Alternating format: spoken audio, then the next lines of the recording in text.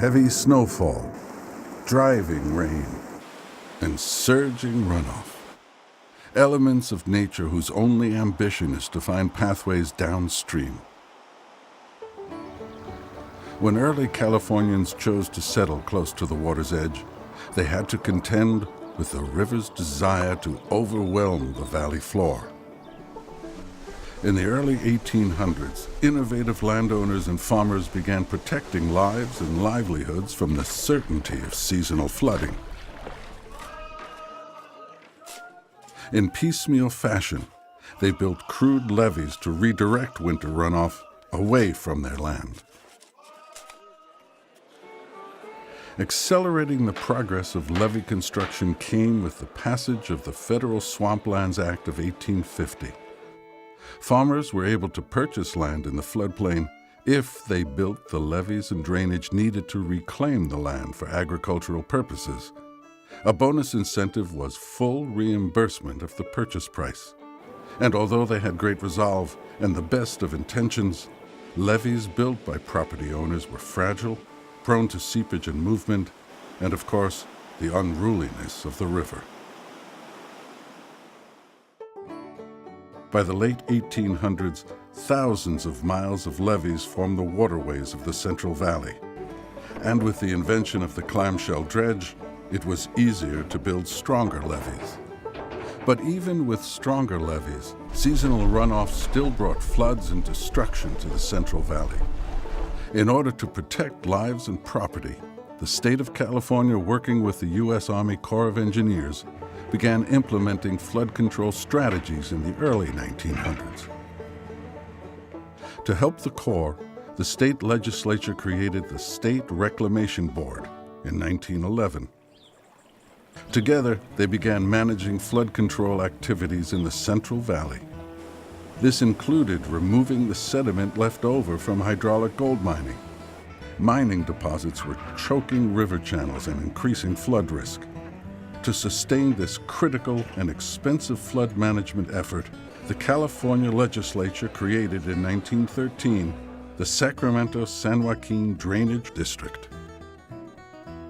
This allowed assessments on the district's 1.7 million acres of land, and property owners began to pay fees for flood protection efforts.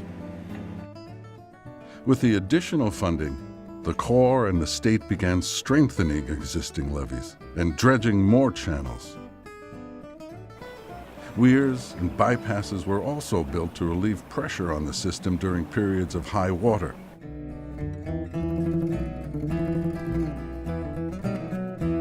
In order to help finance additional flood control efforts, the Reclamation Board successfully lobbied Congress for California's inclusion in the Flood Protection Act of 1917.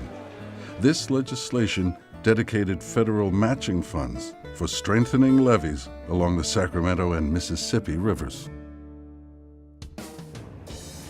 Another broad leap in flood protection came between 1930 and 1970 with the construction of major dams by the U.S. Army Corps of Engineers and the California Department of Water Resources.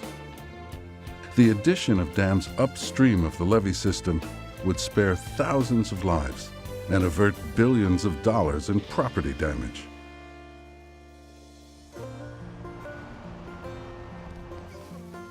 Also playing a major role in local flood protection, reclamation districts were formed throughout the Central Valley.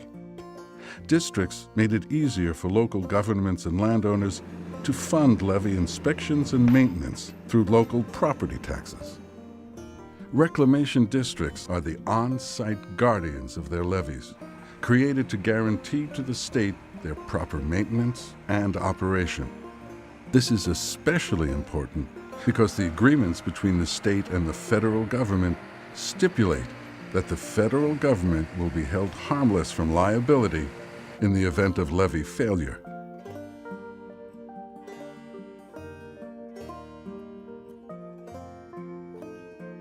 To reduce the risk of levee failure, any modification or encroachment to a levee in the flood control system requires board review, approval, and a permit, and all work must comply with Corps of Engineers standards. They Each month, Reclamation Board members hold an open forum meeting where property owners and public agencies can discuss flood management issues. As compared to a single entity, board members provide a diverse background and a much wider perspective when they discuss the merits of the project that come before the board. This results in a well-balanced, thought-out decision-making process. Board members serve at the pleasure of the governor and require Senate confirmation. They have a professional support staff that provides review and analysis, including habitat restoration and environmental compliance considerations. The board works closely with the Department of Water Resources in the areas of levee inspection, maintenance, and encroachment compliance. This includes citing everything that is unlawfully built in the floodplain, as well as anything within 10 feet from the toe of the levee. When there is an unauthorized encroachment, the board issues a citation and verifies that compliance has been met. Although these flood control measures reduce our vulnerability, they do not reduce the potential for disaster. California's flood control system will always be at risk to the exceptional storm. This became most apparent during Hurricane Katrina, where levees similar in composition to ours failed, leaving residents, businesses, and industries of New Orleans inundated with floodwater. But the New Orleans scared the dickens out of people, me included. It made you really think about it, because I never thought about it before. I've lived here for a long time, and you just don't really think about it. I mean, I've been up on that levee when the water's 6 inches below the top, but now I think about it. I mean, that's a big river out there. People don't realize how big that river really is because it's in this narrow channel here is what we see, and that's a really big river. When we observe California's cities, homes, and industries that reside in the floodplain, it's easy to see why there is reasonable concern, especially since our levees weaken over time and are subject to under and through seepage, along with the detrimental effects of burrowing animals and earthquakes. There is also scientific evidence that climate change impacts will result in additional pressure on the flood control system.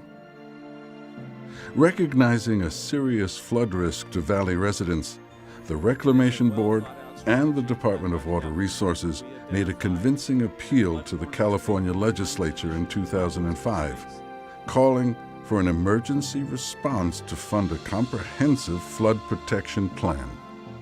After gaining legislative and voter approval in 2006, the passage of Propositions 84 and 1E became the funding stimulus for major flood control improvements throughout the Central Valley. The engineering plans for the emergency levee repairs and early implementation projects came before the board at a steady pace.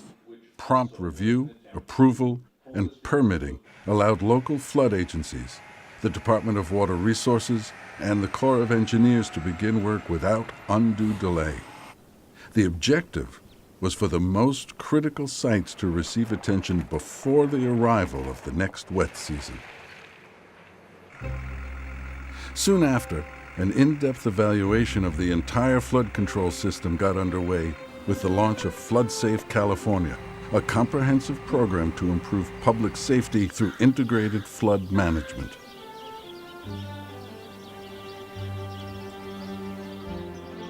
Through the Flood Safe initiative, each site receives expert attention, with time taken to implement habitat protection and restoration during the repairs. 2008 brought major changes to the board, with the governor's signing of the Central Valley Flood Control Act. To better reflect its regulatory role, the Reclamation Board was renamed the Central Valley Flood Protection Board.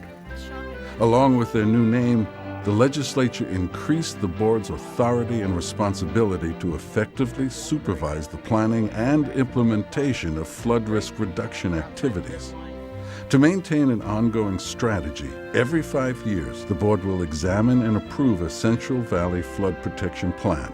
Authoring the plan is the California Department of Water Resources in coordination with the U.S. Army Corps of Engineers, local stakeholders, and the general public.